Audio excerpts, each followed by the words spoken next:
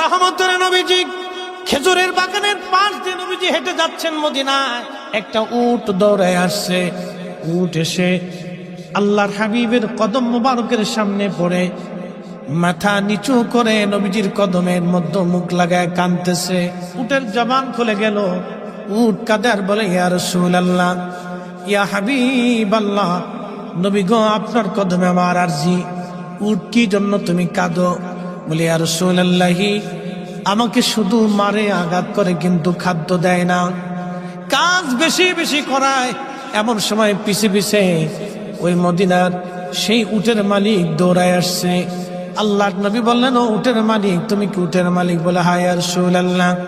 তুমি কি তাকে খাবার কম দাও, কাজ বেশি করাও এবং মাঝে মধ্যে তারে পিঠাও? বলে, ইয়া রাসূলুল্লাহ, কি করে আপনি জানলেন? বলে, উট এসে তোমার বিরুদ্ধে আমার কাছে অভিযোগ পেশ করেছে। একবার জোরে বলা যাবে কি আল্লাহু আকবার?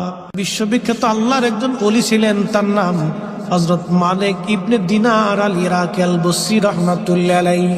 হযরত মালিক ইবনে দিনার তিনি প্রত্যেক বছরে মক্কায় হজ করার জন্য ইরাকের বসরা থেকে আসতেন।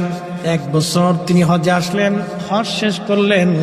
হজ শেষ করার পরে আল্লাহর দরবারে দোয়া করলেন, আল্লাহ, আপনি দয়া করে আমাকে জানান কার হজ হলো, কার হজ হলো না। আপনি দয়া করে আমাকে একটু জানান আল্লাহ। উনি দোয়া করলেন, কান্নাকাটি করলেন, আল্লাহ, এত মানুষ হজে আসলো, কিন্তু দোয়া কবুল হলো কি হলো না জানা নাই। আল্লাহ রাব্বুল আলামিন রাত্রিবেলা হযরত মালিক ইবনে দিনারকে স্বপ্ন দেখাইলেন, মালিক রে, সবার হজ আমি আল্লাহ কবুল করেছি, সবার জীবনের গুনাহ আমি আল্লাহ মাফ করে দিয়েছি, কিন্তু একজন মানুষের দোয়া এবং একজন মানুষের হজ আমি আল্লাহ কবুল করি নাই, এবং একজন মানুষকে আমি আল্লাহ ক্ষমা করি নাই। লক্ষ লক্ষ মানুষ আমি মাফ করছি, কিন্তু একজনকে মাফ করি। তো মালিক ইবনে দিনার ইরাকি বসরি খুব চিন্তায় পড়ে গেলেন যে ওই একটা লোক যদি আমি হই, তাহলে আমার জীবন বরবাদ হয়ে গেছে। ওলিরা তো সবসময় আল্লাহকে খুশি করার জন্য নিয়োজিত থাকে। একসাথে বলবেন আল্লাহু আকবার। ওলিরা কাকে সন্তুষ্ট করতে